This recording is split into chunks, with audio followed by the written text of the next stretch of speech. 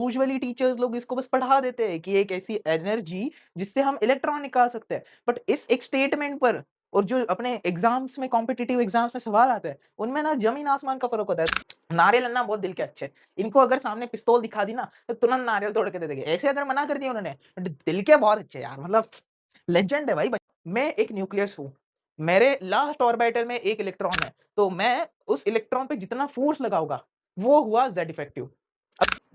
हरि बोल जनता पार्टी, कैसे हो आप सभी लोग and welcome welcome welcome back to another video, जिसके अंदर आज हम समझने जा रहे हैं आयोनाइजेशन एनर्जी के टॉपिक को, वो भी कॉन्सेप्चुअल लेवल पे। यूजुअली टीचर्स लोग इसको बस पढ़ा देते हैं कि एक ऐसी एनर्जी जिससे हम इलेक्ट्रॉन निकाल सकते हैं। बट इस एक स्टेटमेंट पर और जो अपने एग्जाम्स में कॉम्पिटिटिव एग्जाम्स में सवाल आता है, उनमें ना जमीन आसमान का फर्क होता है। तो बस हम इस स्टेटमेंट के भरोसे तो नहीं जी सकते कि आयोनाइजेशन एनर्जी यानी कि उतनी एनर्जी जितने में इलेक्ट्रॉन निकलता है। ये कंप्लीट डेफिनेशन है ही नहीं। आज के लेक्चर में हम कंप्लीट डेफिनेशन जानेंगे एक स्टोरी के फॉर्मेट में। स्टोरी कैसे रहेगी आज शुरू करके मैं बताता हूँ। तो कहानी ज्ञानी की जुबानी में आपका स्वागत है। और आज की वीडियो में हम सबसे पहले इंट्रोड्यूस करेंगे आपको नारियल अन्ना के बारे में। तो अपना जो नारियल अन्ना जी है, ये तो गोट है, आपको पता ही होगा नारियल अन्ना जी कौन है। नारियल अन्ना जी अपना जो आर्ट अटैक नाम का बचपन में शो आता था, तो उसमें थे। तो वो चीज़ है, और एक है हमारे यहाँ पे रियल अन्ना। अब हमारे पास जो है ना, रियल अन्ना जो है ना, वो नारियल अन्ना के दोस्त है। रियल अन्ना नारियल अन्ना के दोस्त है। रियल अन्ना कहते हैं हमें नारियल अन्ना से एक नारियल चाहिए। तो रियल अन्ना गए नारियल अन्ना के पास और बोला, ओ नारियल अन्ना, हमको एक नारियल दोगे कि नहीं। नारियल अन्ना बोले कि देखो, मेरा मूड पे डिपेंड करता है कि मैं तुम्हें नारियल दूं कि नहीं दूं, क्योंकि मेरे अलावा और भी यहाँ पर पीछे तुम्हें नारियल के पेड़ दिख रहे होंगे जो देने को तैयार है नारियल, मुझसे कम इंटरेस्ट पे देने को तैयार है, बट मैं थोड़े नखरे दिखाऊंगा। ऐसा ये नारियल अन्ना बोल सकते हैं। बट वही चीज़ हमें जाननी है कि कौन-सा नारियल अन्ना, ये वाले नारियल अन्ना अच्छे हैं कि पीछे वाले नारियल अन्ना अच्छे हैं? तो अभी नारियल अन्ना के हिसाब से हम जानते हैं आगे लेक्चर में। तो नारियल अन्ना के हम पहले क्वालिफ़िकेशंस के बारे में बात कर लेते हैं। नारियल अन्ना का क्वालिफ़िकेशन है कि वो अपने मूड के डिपेंड करते हैं, यानी कि अपना जैसा उनका मूड रहे ना, उनके हिसाब से रहेगा उनका काम चलता है। मतलब मूड यहाँ पे टेंडेंसी सॉरी, यहाँ पे जो अपना नारियल अन्ना है ना, वो है हमारा एटम।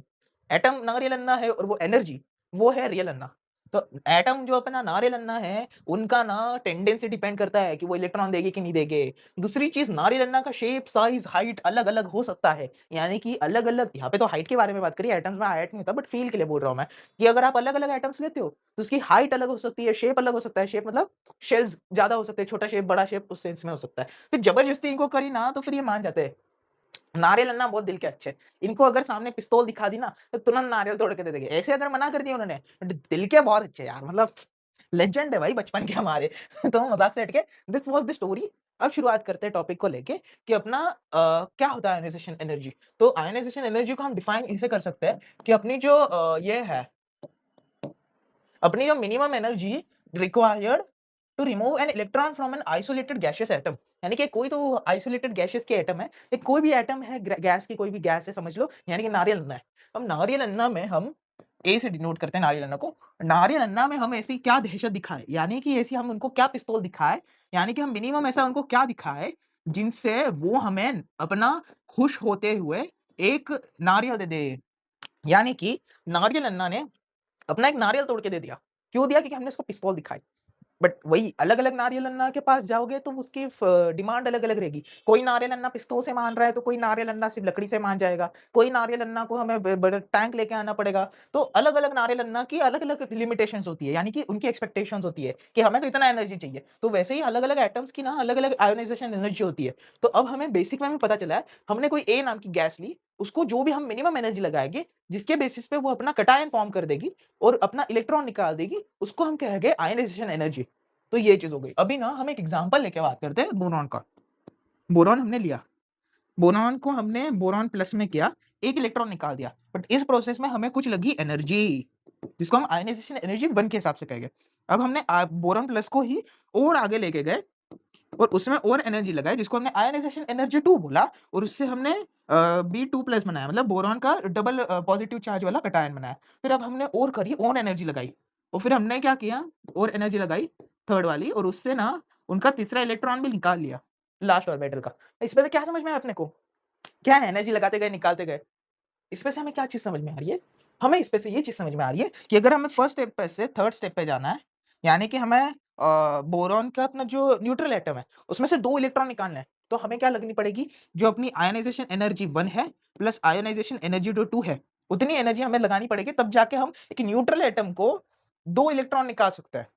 वो चीज़ हो गई। फिर अगर हम इसकी बात करें, तो हमारी इसमें ना यहाँ पे आयनाइज़ेशन एनर्जी 2 प्लस आयनाइज़ेशन एनर्जी 3, इतनी एनर्जी लगेगी तब जाके वो बोरॉन का वो कटायन बोरॉन के 3 प्लस वाले कटायन में बनेगा। यानी कि 1 इलेक्ट्रॉन जिसके पास कम है, वो बनेगा 3 इलेक्ट्रॉन जिसके जिसके पास 3 इलेक्ट्रॉन कम है, उसमें शिफ्ट होगा। अभी इस पर से हमें ये चीज़ समझ में आई कि एनर्जी कैसे डिफाइन करी गई है और एनर्जी हम कैलकुलेट कैसे करेंगे, कि जो अपना रिएक्शन है, फॉर एग्जांपल इसी में रिएक्शन ही है काइंड ऑफ, तो हमें न्यूट्रल से अगर पॉजिटिव 2 में जाना है, तो हमें पॉजिटिव 1 के लिए जाना पड़ेगा, फिर पॉजिटिव 1 से 2 के लिए जाना पड़ेगा, या फिर हम दोनों की एनर्जी एक साथ मिला के भी देते तो डायरेक्ट वो 3 पे जा सकता है। That is clear. आगे बढ़ते हैं। फैक्टर्स अपना जो अफेक्ट करता है आयनाइज़ेशन एनर्जी के लिए, तो वो चीज़ है। अभी स्पेसिफिक फैक्टर्स होते हैं, कुछ जनरल फैक्टर्स होते हैं। स्पेसिफिक फैक्टर्स जो अपने रहते हैं ना, वो पहले ना चेक करने रहते हैं। पहले चेक करना, ठीक है, हमेशा। और अगर ये लग गए तो ठीक है। इसके हिसाब से ही हम आयनाइज़ेशन एनर्जी का डिफरेंस निकाल लेंगे अलग-अलग एटम्स में कि किसका ज़्यादा है, किसका कम है। अगर ये दोनों नहीं लगते तो फिर अपना ज़ेड इफेक्टिव और साइज़ पे जाना, ठीक है? तो अभी ये चीज़ समझते हैं हम, पहले पकड़ते हैं ज़ेड इफेक्टिव से। ज़ेड इफेक्टिव हमने पीरियोडिक टेबल में अच्छे से पढ़ा है, तो भी मैं वापस एक बार बता देता हूँ। ज़ेड इफेक्टिव यानी कि क्या, मैं एक न्यूक्लियस हूँ, मेरे लास्ट ऑर्बिटल में 1 इलेक्ट्रॉन है, तो मैं उस इलेक्ट्रॉन पे जितना फोर्स लगाऊँगा, वो हुआ Z effective. Again, again, again, मैं न्यूक्लियस हूँ, लास्ट ऑर्बिटल पे 1 इलेक्ट्रॉन है, जिसको पकड़ के रखने के लिए मैं एक फोर्स लगा रहा हूँ, वही फोर्स है जेड इफेक्टिव। अभी जेड इफेक्टिव जो होता है ना, वो कैसा होता है, अपना जेड इफेक्टिव होती है अपना लेफ्ट टू राइट के हिसाब से मैं बताऊँ स्पेसिफिकली, तो अपनी जो लेफ्ट टू राइट होती है, जेड इफेक्टिव होती है ना, वो बढ़ते जाती है। क्यों बढ़ती जाती है? लेफ्ट से राइट में जाने पे जेड इफेक्टिव क्यों बढ़ती है? इसको मैं एक फ़ॉर्मूला से डिफाइन करता हूँ। फ़ॉर्मूला है बहुत ही सुंदर और बहुत ही आसान, ऐसा कुछ रॉकेट साइंस नहीं है। फ़ॉर्मूला क्या कहता है कि जो जेड इफेक्टिव है ना, वो डायरेक्टली प्रोपोर्शनल है नंबर ऑफ प्रोटॉन के इन द न्यूक्लियस। तो न्यूक्लियस में ही होता है प्रोटॉन, तो इन द न्यूक्लियस लिखने का कुछ सेंस नहीं बनाता। और इनवर्सली प्रोपोर्शनल होता है नंबर ऑफ इलेक्ट्रॉन्स इन मतलब atom, number of electrons in the atom. तो number of electrons in the atom के इनवर्सली प्रोपोर्शनल होता है। अभी हमने यहाँ पे 2 केसेस ले लिए, एक 3 प्रोटॉन्स वाला ले लिया हमने एटम, एक 4 प्रोटॉन वाला एटम ले लिया। अभी हम इसमें क्या देखते हैं, हम ना एक इलेक्ट्रॉन के रिस्पेक्ट में देख रहे हैं। हम ना इस 1 इलेक्ट्रॉन के रिस्पेक्ट में चीज़ें निकाल रहे हैं, ठीक है? तो इस 1 इलेक्ट्रॉन के रिस्पेक्ट में हम क्या देखते हैं कि हमारा जो 1 इलेक्ट्रॉन है वो यहाँ पे अगर 3p वाला शेल है, तो वो है ना खुद एक ताकत लगाएगा इलेक्ट्रॉन के लिए। यहाँ पे समझ लो ये इलेक्ट्रॉन है और 3p का यहाँ पे न्यूक्लियस है। तो जो 3p वाला न्यूक्लियस है, वो अपने लास्ट शेल के इलेक्ट्रॉन को पकड़ने के लिए एक फोर्स लगाएगा। वो फोर्स को हम जेड इफेक्टिव कहेंगे, ये तो हमें समझ गया। दूसरी जगह पे अगर हम 4 प्रोटॉन वाले कंपाउंड की भी एटम की भी बात करें, तो वो भी ना अपने लास्ट ऑर्बिटल के इलेक्ट्रॉन को पकड़ने के लिए एक फोर्स लगाएगा। बट इन दोनों में ना जो 4 प्रोटॉन वाला फोर्स है ना, वो ज़्यादा लगाएगा। क्यों? अब क्या सेंस क्या बनाता है? सेंस ये बनाता है, Z effective is directly proportional to protons, मतलब जितने ज़्यादा प्रोटॉन्स रहे, उतना ज़ेड इफेक्टिव ज़्यादा रहेगा। ज़ेड इफेक्टिव ज़्यादा है यानी कि क्या, मेरा और लास्ट ऑर्बिटल के इलेक्ट्रॉन के बीच का संबंध उतना अच्छा है, मैं उसको उतने अच्छे से पकड़ के रख रहा हूँ। फिर इनवर्सली प्रोपोर्शनल टू इलेक्ट्रॉन क्या होता है? हम तो यहाँ पे एक इलेक्ट्रॉन के रिस्पेक्ट में बात कर रहे हैं ना, तो डिवाइड में अभी के लिए 1 अज़्यूम कर लो, मैं ये आगे आपको कॉन्सेप्ट में एक्सप्लेन करूँगा कैसा है। फिलहाल के लिए 1 अज़्यूम कर सकते हो। तो 1 अज़्यूम कर रहे हो तो देखो डायरेक्टली प्रोपोर्शनल टू प्रोटॉन्स हो गया, क्योंकि अपना जो लेफ्ट टू राइट होता है उसमें हम एक इलेक्ट्रॉन के हिसाब से ही बात कर रहे हैं। तो उसमें ना हम कह सकते हैं कि जो अपना प्रोटॉन है, उसके हिसाब से अगर ज़्यादा प्रोटॉन है तो ज़्यादा फ़ोर्स है ना से पकड़ के रखेगा, यानी कि ज़ेड इफेक्टिव उसका ज़्यादा रहेगा। ये चीज़ से हमें ये समझ में आया है, ठीक है? तो अभी ज़ेड इफेक्टिव का ट्रेंड कैसा रहता है ना, ज़ेड इफेक्टिव का ट्रेंड हमारा यहाँ पे लिथियम और बेरिलियम में से अगर देखें, तो बेरिलियम के पास ना अपने ज़्यादा प्रोटॉन्स है। लिथियम के पास कितने हैं? 3 प्रोटॉन है। बेरिलियम के पास 4 प्रोटॉन है। बोरॉन के पास 5 प्रोटॉन है। कार्बन के पास 6 प्रोटॉन है। ऑक्सीजन के पास 8 प्रोटॉन है। फ्लोरीन के पास अपने पास 9 प्रोटॉन है। तो जिन पे प्रोटॉन ज़्यादा, उन पे क्या ज़्यादा, ज़ेड इफेक्टिव ज़्यादा। जो जितना ज़्यादा प्रोटॉन उतना ज़्यादा ज़ेड इफेक्टिव। जितना ज़्यादा प्रोटॉन उतना ज़्यादा ज़ेड इफेक्टिव। जितना ज़्यादा ज़ेड इफेक्टिव उतना ज़्यादा ionisation energy. Ionisation energy is directly proportional to Z effective. यानी कि आप कह सकते हैं कि जो अपना आयोनाइज़ेशन एनर्जी रहती है, वो बढ़ती है ज़ेड इफेक्टिव के बढ़ने से। ऐसा हम क्यों कह सकते हैं कि मेरे को अपना आयन बनाना है, यानी कि नारियल अन्ना को अपना लास्ट का एक नारियल तोड़ के देना है। वो तभी आराम से तोड़ के दे सकते हैं ना, जब उनको उन नारियल का ना इतना फ़र्क नहीं पड़ता जीवन से जाने का। वही चीज़ है। अगर ज़ेड इफेक्टिव ज़्यादा है, यानी कि मेरा अपने लास्ट ऑर्बिटल के इलेक्ट्रॉन के साथ पकड़ अच्छा है, तो मैं तुमको वो इलेक्ट्रॉन मेरे से छीनने के लिए बहुत ज़्यादा ताकत लगानी पड़ेगी। व्हेयरएज़ अगर मेरा लास्ट शेल के या फिर ऑर्बिटल के इलेक्ट्रॉन के साथ उतना अच्छा संबंध नहीं है, और इतना ढंग से मैंने उसको पकड़ के नहीं रखा है। हल्की सी एनर्जी पे वो निकल जाएगा इलेक्ट्रॉन। तो वही कहता है कि आयनाइज़ेशन एनर्जी जिसकी ज़्यादा, उसकी ज़ेड इफेक्टिव ज़्यादा, या फिर ज़ेड इफेक्टिव जिसका ज़्यादा, उसकी आयनाइज़ेशन एनर्जी ज़्यादा। तो इस केस में हमारे पास पता क्या चला, बेरिलियम की आयनाइज़ेशन एनर्जी लिथियम से ज़्यादा होगी, कार्बन की बोरॉन से और फ्लोरीन की ऑक्सीजन से। ये चीज़ हमें समझ में आ गई। अच्छा, यही चीज़ है ना, यहाँ पे भी यही बता रहा था मैं कि अगर यहाँ पर 5 के हिसाब से करें तो ये जितना खींचेगा, उससे ज़्यादा ना अपना ये वाला ज़्यादा खींचेगा। यहाँ पे देख रहे हैं ना, ज़्यादा एरो से मतलब ये अपना 6 प्रोटॉन वाला ज़्यादा अच्छे से खींचेगा लास्ट ऑर्बिटल के इलेक्ट्रॉन को। तो ये चीज़ हो गई। साइज़ का फैक्टर भी समझते हैं। हमने पहला क्या फैक्टर देखा, हमने ज़ेड इफेक्टिव का देखा, which is a general factor. दूसरा जनरल फैक्टर क्या है, साइज़ का। अभी साइज़ पर से कैसे डिपेंड करता है, यहाँ पर हम पहले मेटालिक कैरेक्टर के बारे में जान लेते हैं कि मेटालिक कैरेक्टर क्या होता है कि हमारे पास कोई अगर मेटल है, तो मेटल की जो टेंडेंसी है to lose an electron and become a cation, तो उसको ना ज़्यादा मेटालिक कैरेक्टर कहेंगे। कोई भी एटम में मेटालिक कैरेक्टर ज़्यादा कब कह सकते हैं, जब वो अपना इलेक्ट्रॉन लास्ट शेल का देने को बिल्कुल भी प्रॉब्लम ना दे और खुशी-खुशी दे दे। तो जो ज़्यादा खुशी-खुशी दे रहा है, उसको हम कहते हैं ज़्यादा मेटालिक है वो। यानी कि उसका मेटालिक कैरेक्टर ज़्यादा है, यानी कि वो ज़्यादा मेटल है। तो ये चीज़ एक्सप्लेन करते हैं हम। अभी साइज़ के हिसाब से हम कैसे कह सकते हैं, हमें क्या पता है कि जो अपना शेल होता है, वो डाउन द ग्रुप क्या होता है? डाउन द ग्रुप होता है हमारा, शेल जो होते हैं ना वो बढ़ते जाते हैं। शेल बढ़ते जा रहे हैं, तो उस पर से क्या हुआ, हमारा साइज़ बढ़ेगा। ऑफ कोर्स जो अपने डाउन द ग्रुप जाते हैं उनके एटम्स का मॉलिक्यूल्स एटम्स का ही साइज़ बढ़ते जाता है, ठीक है? अब साइज़ बढ़ रहा है ना, तो ज़ेड इफेक्टिव कम हो गया। ज़ेड इफेक्टिव कैसे कम हो गया? अब मेरा इतना बड़ा साइज़ हो गया है कि मेरा जो लास्ट शेल का इलेक्ट्रॉन है वो इतना दूर है मेरे से कि अब वो मेरे जीवन में फ़र्क नहीं पड़ता उसका, कि वो मेरे जीवन में रहे नहीं रहे, मेरे को उतना फ़र्क नहीं पड़ता। अगर मेरे को ज़्यादा फ़र्क नहीं पड़ रहा है, तो फिर मैं उसको जाने दूँगा, अगर थोड़ी भी एनर्जी लग के वो निकल रहा है, उसको निकलने दो, मुझे क्या फ़र्क पड़ रहा है? तो जो डाउन द ग्रुप होते हैं, जो बल्की-बल्की एटम्स होते हैं, उनकी आयनाइज़ेशन एनर्जी कम होती है, क्योंकि वो आराम से लास्ट वाले इलेक्ट्रॉन्स छोड़ सकते हैं। फिर जब ज़ेड इफेक्टिव कम रह रहा है, तो आयनाइज़ेशन एनर्जी भी हमारी कम हो गई। आयनाइज़ेशन एनर्जी कम हो गई मतलब क्या? लास्ट ऑर्बिटर के इलेक्ट्रॉन को पकड़ने में कम तो पकड़े हुए इलेक्ट्रॉन की को तोड़ने में कम एनर्जी लग रही है, ये चीज़ हो गई। तो अभी ना इस पर से हम इसके सीक्वेंस में बात करते हैं। हमने पहला ग्रुप का ले लिया है, लिथियम, सोडियम, पोटेशियम, रुबिडियम और सीज़ियम। अभी इसके हिसाब से हम ट्रेंड बता सकते हैं तुरंत कि जो अपना लिथियम होगा ना, उसमें सबसे ज़्यादा रहेगा सोडियम के रिस्पेक्ट में, सोडियम में पोटेशियम के रिस्पेक्ट में ज़्यादा रहेगा, रुबिडियम में पोटेशियम के रिस्पेक्टिवली ज़्यादा रहेगा और सीज़ियम में रुबिडियम के रिस्पेक्टिवली ज़्यादा रहेगा। क्या बोला मैंने, पूरा उल्टा बोल दिया क्या? रूबिनियम की साइज़ बराबर। साइज़ इनका नीचे जाते-जाते साइज़ बड़ा हो गया, करेक्ट। तो अपना जो लिथियम रहेगा, वो ज़्यादा अपने आयनाइज़ेशन एनर्जी रखेगा, यानी कि उसका जब साइज़ छोटा है तो उसके पास इलेक्ट्रॉन है, तो वो उसको अच्छे से जाने नहीं देगा, यानी कि उसको ज़्यादा एनर्जी लगानी पड़ेगी। तो जो डाउन द ग्रुप है ना, वो आयनाइज़ेशन एनर्जी कम हो रही है, तो ये उस वे में रिप्रेज़ेंट किया गया है, ठीक है? आगे पेनिट्रेशन इफेक्ट, बहुत सुंदर टॉपिक है। पेनिट्रेशन इफेक्ट को मैं ना इस डायग्राम से एक्सप्लेन करूँगा। ये तो आप जानते हो, आपने ये पढ़ा था अपने स्ट्रक्चर ऑफ एटम में कि ये अपना जो है ना, होता क्या है, ये अपना न्यूक्लियस है फॉर एग्ज़ाम्पल, तो ये जो अपना सर्कल है, तो जो अपना s ऑर्बिटल होता है, वो सर्कल शेप में होता है, मतलब स्फेरिकल में होता है और बाइटल, ठीक है? और जब अपना p ऑर्बिटल होता है या फिर p सबशेल होता है, तो वो अपना p जो होता है ना, वो डंबल इसमें होता है ऑर्बिटल। लाइक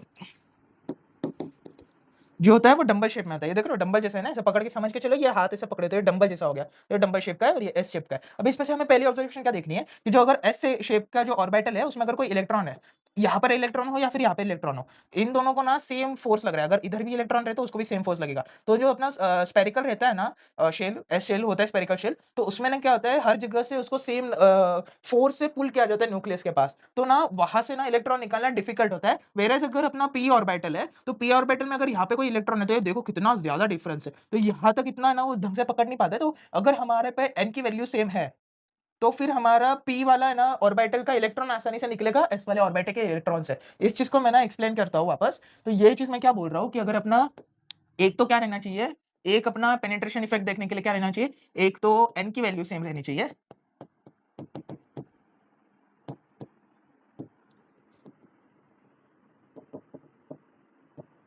और दूसरी चीज़, एक चीज़ ये है एन की वैल्यू सेम रहनी चाहिए। दूसरी चीज़ क्या है कि अपना एक ना s ऑर्बिटल रहना चाहिए, एक s एंड एक p रहना चाहिए। क्या रहना चाहिए मैं बताता हूँ अभी, ऑर्बिटल रहना चाहिए, ठीक है? अभी ना हम इसके रेफरेंस में बात करते हैं कि यहाँ पर हमने ले लिया बेरिलियम और बोरॉन, मैग्नीशियम और एल्यूमीनियम और कैल्शियम और गैलियम, ठीक है? हमने ले लिया। मैं ना पहले एक इस रिस्पेक्ट में एक्सप्लेन करूँगा, आपको दूसरे और तीसरे के रिस्पेक्ट में सेम समझ जाएगा। अभी हमें पता क्या है, बेरिलियम का अपना इलेक्ट्रॉनिक कॉन्फ़िगरेशन क्या होता है, सिंस बेरिलियम में अपने पास 4 ना प्रोटॉन रहते हैं और बोरॉन पे 5 रहते हैं, ठीक है? तो अभी यहाँ पर बेरिलियम पे 4 है, तो इसका इलेक्ट्रॉनिक कॉन्फ़िगरेशन क्या हुआ? अपना इसका इलेक्ट्रॉनिक कॉन्फ़िगरेशन हुआ 1s2 2s2। बोरॉन का क्या हुआ 1s2 2s2 2p1। अभी देखो यहाँ पर हमारा पहला रूल क्या कहता है, n की वैल्यू ना सेम रहनी चाहिए। यहाँ पे n की वैल्यू सेम है क्या, लास्ट ऑर्बिटल चेक करना है। यहाँ पे n की वैल्यू देखो 2 है, यहाँ पे भी n की वैल्यू 2 है, यानी कि हम इस पर पेनिट्रेशन इफेक्ट तो लगा सकते हैं। पहला रूल के हिसाब से हम इस पर पेनिट्रेशन इफेक्ट लगा सकते हैं। दूसरा रूल क्या कहता है कि हमें एक p रहना चाहिए, कैसे रहना चाहिए, एक ऐसे और एक p है। डन, दोनों रूल्स हमारे सेटिस्फाई लगेगा, तो ये चीज हमारी हो गई। तो अभी हमने ये चीज़ लिखी। अभी इसमें से हमें क्या समझ में आ रहा है, अगर ऐसा कुछ केस होता है जिसमें एनएस और एनपी के रिस्पेक्टिव में देखना रहता है, तो एनएस की ना आयनाइजेशन एनर्जी ना हमेशा एनपी से ज़्यादा रहती है। मतलब आयनाइजेशन एनर्जी जो होती है, वो एनएस की ना एनपी से ज़्यादा रहती है। मेक श्योर बट एन ना सेम रहे दोनों का। ऐसा नहीं कि एक 2s2 को चेक कर रहे हैं, 4p6 है। कंपैरिजन नहीं बनता। अगर दोनों की n की वैल्यू सेम है, यानी कि अगर यहाँ पे 2s2 है, यहाँ पे 2p1 है, तो दोनों में n की वैल्यू सेम है, तो इन दोनों में ही हम कंपैरिजन कर सकते हैं। तो इस केस में क्या बोलते हैं कि जो s वाला है उसमें ना इलेक्ट्रॉन के लिए ज्यादा प्यार रहेगा, तो उसको ज्यादा एनर्जी लगेगी। तो इसमें हम क्या कह सकते हैं कि बेरिलियम ना ज्यादा एनर्जी वाला है अपने इससे, किससे, बोरॉन से। फिर मैग्नीशियम ज्यादा एनर्जी वाला है एल्यूमिनियम से, और कैल्शियम ज्यादा एनर्जी वाला है गैलियम से। ये बाकी दो का एग्जाम्पल का आपको खुद ट्राई करना है, ठीक है।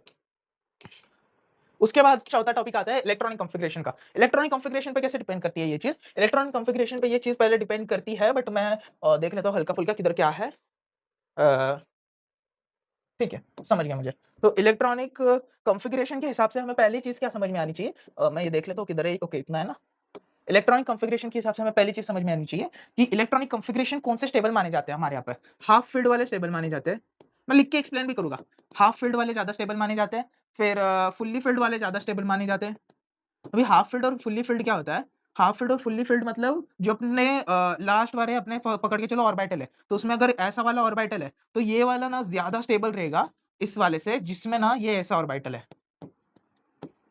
फॉर एग्ज़ाम्पल ये ऐसा वाला ऑर्बिटल है ना, इस वाले ऑर्बिटल से, मतलब अगर ये कोई एटम का ऑर्बिटल है, तो ये वाले एटम के ऑर्बिटल से ये वाला एटम का ऑर्बिटल ज़्यादा स्टेबल है। या फिर जो अपना इसी के कंपैरिज़न में अगर देखें, तो अगर कोई ऑर्बिटल ऐसा है जिसमें ऐसे इलेक्ट्रॉन्स है, 6 के 6 इलेक्ट्रॉन्स भरे-भरे, तो ये ज़्यादा स्टेबल रहेगा मोर दैन अगर कोई में ऐसे है 5 है, 4 है। 5 है फॉर एग्ज़ाम्पल, तो इसमें ना ये वाला ज़्यादा स्टेबल रहेगा। ओवरऑल आपको क्या चीज़ समझिए कि जो हाफ फ़ील्ड है, यानी कि ये चीज़, और जो फुल्ली फ़ील्ड है यानी कि ये चीज़, तो ये चीज़ ना ज़्यादा स्टेबल होती है कंपैरेटिवली बाकी हर ऑर्बिटल के स्टेज से। ये 3 के लिए भी एप्लीकेबल होता है, 5 के लिए भी एप्लीकेबल होता है, 7 के लिए भी एप्लीकेबल होता है। मतलब जो 7 डब्बे वाला अपना जो F ब्लॉक का रहता है उसके लिए भी एप्लीकेबल है, अपना 5 ब्लॉक वाला जो अपना D ब्लॉक का रहता है उसके लिए भी एप्लीकेबल है, और S के लिए भी एप्लीकेबल है। तो ये चीज़ है। अभी मैं बहुत ज़्यादा गंदा हो गया है, तो ये चीज़ हटा देता हूँ और इसको फिर एक्सप्लेन करता हूँ पॉइंट वाइज़, ठीक है? अभी हमने ये चीज़ लिख दी कि एक तो फुल्ली फ़ील्ड और हाफ फ़ील्ड के बेसिस पे फ़र्क पड़ता है। तो इसमें कैसे है अपना हाफ फ़ील्ड और फुल्ली फ़ील्ड, हम क्या कहते हैं कि जो अपना हाफ फ़ील्ड के हिसाब से बताओ, तो S1, P3, D5, F7, ये जो है ना ये अपने हैं हाफ फ़ील्ड। फुल्ली फ़ील्ड के इसमें बताओ, तो अपना फुल्ली फ़ील्ड में आता है S2, P6, अ, D10, F14, ये जो होते हैं ना ये फुल्ली फ़ील्ड ऑर्बिटल्स होते हैं। तो ना ये हमेशा सबसे ज़्यादा स्टेबल रहेंगे। कहीं पर भी अगर आप इलेक्ट्रॉन स्टेबल रहेगा चीज़। फिर बाद में इसके बाकी एलिमेंट्स लाना। अभी हमारे यहाँ पे नाइट्रोजन है और ऑक्सीजन है। इसके रिस्पेक्ट में अगर मैं बताऊँ ना, नाइट्रोजन एंड ऑक्सीजन के रिस्पेक्ट में हम कैसे बता सकते हैं? नाइट्रोजन का हमें पता है 2p3 होता है। लास्ट ऑर्बिटल में इसके कितने इलेक्ट्रॉन्स होते हैं? 3 इलेक्ट्रॉन्स होते हैं, और इसका 2p4 होता है। अब यहाँ पे 2p3 और 2p4 में ना हमें क्या पता है कि जो ना 2p3 है ना वो ज़्यादा स्टेबल होगा 2p4 से। कैसे? क्योंकि वो हाफ फ़ील्ड है। हाफ फ़ील्ड है, ज़्यादा स्टेबल होगा। ज़्यादा स्टेबल है, यानी कि वो अपने ऑर्बिटल के लास्ट इलेक्ट्रॉन को अच्छे से पकड़ के रखा है। अगर अच्छे से पकड़ के रखा है, यानी कि उसकी आयनाइज़ेशन एनर्जी ज़्यादा है। मतलब उसको अगर वहाँ का इलेक्ट्रॉन निकलवाना है, तो उसको ज़्यादा एनर्जी लगेगी, वही चीज़ है। तो इस पर से हम क्या कह सकते हैं, हमारा जो नाइट्रोजन रहेगा, उसमें ना आयनाइज़ेशन एनर्जी ज़्यादा रहेगी ऑक्सीजन के कंपैरिज़न में। फिर फास्फोरस में सल्फर के कंपैरिज़न में, और आर्सेनिक में सेलेनियम के क्या ऐसी ना, हाँ, तो उसके कंपैरिज़न में ज़्यादा रहेगी। तो यही चीज़ यहाँ पे एक्सप्लेन करी गई है। अच्छा, इसमें 1-2 पॉइंट्स और मैं अगर एक्सप्लेन करते जाऊँ, तो इसमें क्या कह सकते हैं, इसमें तो वही है कि एक तो हाफ फ़ील्ड है, जिसके कारण स्टेबिलिटी ज़्यादा है, इसलिए वो ये दे रहा है, क्या दे रहा है? इलेक्ट्रॉन देने में ज़्यादा एनर्जी खा रहा है। इस वाले केस में क्या होता है, इसका अगर मैं डब्बा निकालूँ ऑर्बिटल्स का, तो इसमें ना ऐसे इलेक्ट्रॉन्स भरे पड़े हैं। अभी इसमें क्या देखते हैं हम कि हमारा जो यहाँ पे पहला है, इसमें ना 2 इलेक्ट्रॉन आ गए, यानी कि px, py, pz होता है। तो px में अगर हमारे पे 2 इलेक्ट्रॉन आ गए, तो यहाँ पे ना इलेक्ट्रॉन-इलेक्ट्रॉन रिपल्शन होता है। इलेक्ट्रॉन-इलेक्ट्रॉन रिपल्शन होता है, एंड जिसके कारण अगर हल्की सी भी हम एनर्जी लगा देते हैं, या फिर जितनी भी एनर्जी हम लगाते हैं, उसमें ना ये ना टूट जाते हैं आराम से। तो जब ये टूट रहे हैं, तो ये अपना आयन जल्दी से बना रहा है। मतलब O से O प्लस बनाने में हमें कम एनर्जी लगेगी, नाइट्रोजन से नाइट्रोजन प्लस बनाने से, तो वो चीज़ है। तो यही चीज़ है ना यहाँ पर एनसीईआरटी के बुक में लिखी है, तो मैं वो जस्ट लिखवा के आया हूँ। सेम चीज़ें आप पढ़ सकते हो, ऐसा कुछ है नहीं, ठीक है?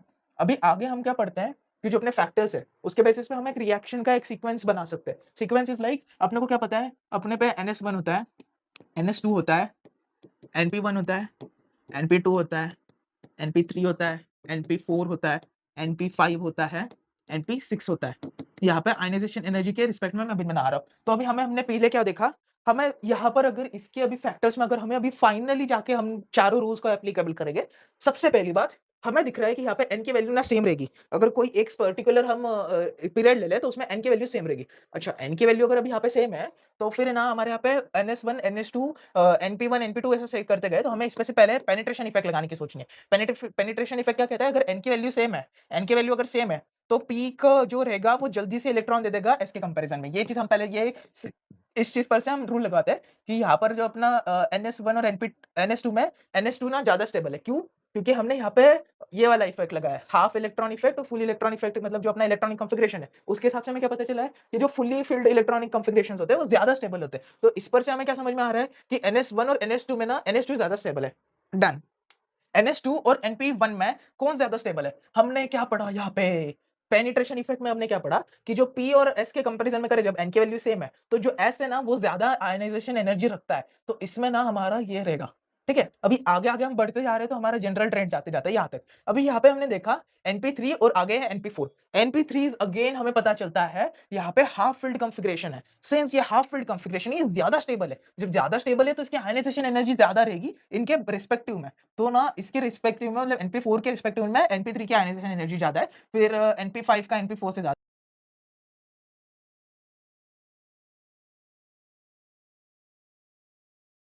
सही सीक्वेंस क्या होगा? NS1 से ज़्यादा रहेगा NP1 का, ठीक है? फिर ज़्यादा रहेगा उसका NS2 का, फिर ज़्यादा रहेगा NP 2 का, फिर उससे ज़्यादा रहेगा NP4 का, फिर उससे ज़्यादा रहेगा NP3 का, क्योंकि NP3 जो है वो NP4 से भी स्टेबल है और NP4 जो है वो NP2 से स्टेबल है। फिर यहाँ पे आएगा NP5 और यहाँ पे आएगा NP6। ये है अपना आयनाइज़ेशन एनर्जी का सीक्वेंस। अभी इसके बेसिस पे ना हम यहाँ पे तीनों को फटाफट करते जाते हैं। इस पर से हमें क्या समझ में आ रहा है कि जो लिथियम है वो है अपना अपना 2s1 है, बेरिलियम है 2s2, बोरॉन है 2p1, 2p2, 2p3, 2p4, 2p5, 2p6, ठीक है? नीचे वालों को ना सेम करेंगे, मैं बस एक लाइन एक्सप्लेन कर रहा हूँ। तो ये चीज़ है। अभी इस पर से हमें क्या समझ में आ रहा है, 2s1 और 2s2 में हमारा ज़्यादा स्टेबल मतलब ज़्यादा स्टेबल कौन-सा है इन दोनों में से? हमें पता चल रहा है कि जो अपना बेरिलियम है वो ज़्यादा स्टेबल है, ठीक है? अभी 2p1 में और 2s2 में ज़्यादा स्टेबल क्या है? बेरिलियम ज़्यादा स्टेबल है। फिर बोरॉन और कार्बन में ज़्यादा स्टेबल क्या है? कार्बन ज़्यादा स्टेबल है। कार्बन और नाइट्रोजन में ज़्यादा स्टेबल कौन-सा है? नाइट्रोजन ज़्यादा स्टेबल है। नाइट्रोजन ज़्यादा स्टेबल है और ऑक्सीजन के रिस्पेक्ट में नाइट्रोजन ज़्यादा स्टेबल है। हमने ऊपर पढ़ा, यहाँ पर पढ़ा ना सामने? यही चीज़। इसी के रेफरेंस में लिख रहा हूँ मैं, यही लाइन को n की जगह पे 2 को पकड़ के इसी के लाइन के हिसाब से लिख रहा हूँ। फिर यहाँ पर ये वाला है, फिर यहाँ पर ये वाला है, ये चीज़ हमें समझ में आ गई। इस पर से हम क्या कह सकते हैं कि हमारा जो ट्रेंड है ना, इसको ना आगे वाले के इसको रिस्पेक्टिवली मैं क्या बोल सकता हूँ, जो अपना Mg है ना, इसको आगे जाके किसके बीच में डाल दो एल्यूमीनियम के, और जो फास्फोरस है अपना दूसरा, बरोबर?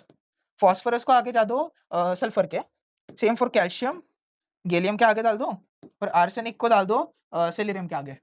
तो इस वे में ना सेम इसी को रिप्रेजेंट कर सकते हैं ऐसे में, मतलब ये वाला पहले लिखोगे, फिर ये दूसरा, ये तीसरा, ये चौथा, ये पाँचवाँ, ये छठा, ये सातवाँ, ये आठवाँ, ये सीक्वेंस में लिखना और इसको फिर ऐसे वाले एरोज़ लगा देना, तो वो चीज़ हो जाएगी। समझ गया ना क्या लिख बोल रहा हूँ मैं?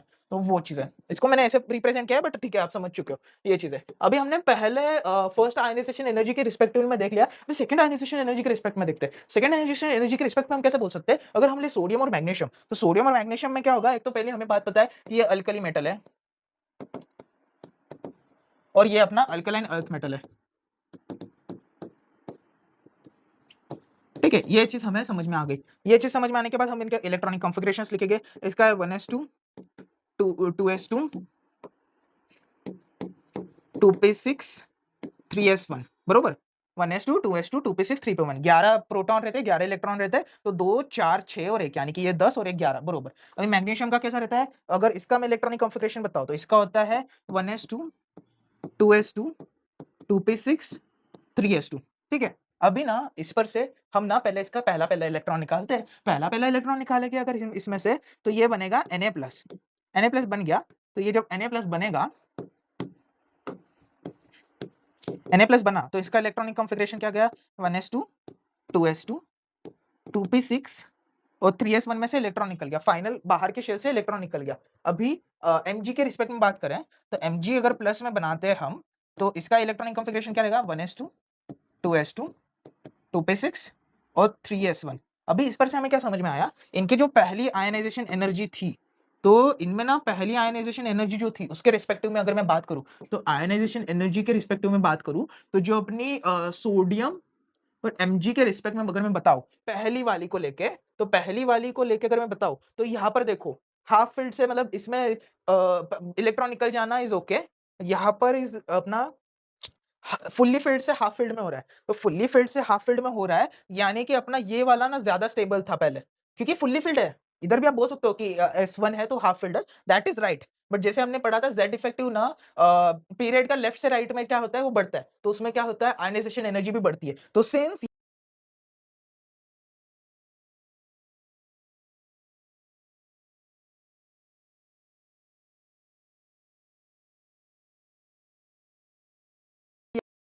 पहला आयनाइजेशन एनर्जी है वो ज़्यादा रहेगा सोडियम के रिस्पेक्टिव में। अभी हम है ना दूसरा अगर आयनाइजेशन एनर्जी निकाले इसका, तो फिर ना इसके आयनाइजेशन एनर्जी निकालने पे क्या होगा Na2+ बनाना है अगर हमें, जो कि बहुत डिफिकल्ट है, एनर्जी बहुत ज़्यादा लगेगी बट बन जाएगा। 1s2 2s2 2p5 ठीक है। इसका हमने बनाया Mg2+, तो इसमें कैसा बनेगा 1s2 2s2 2p6 और ये 3s1 तो निकल गया।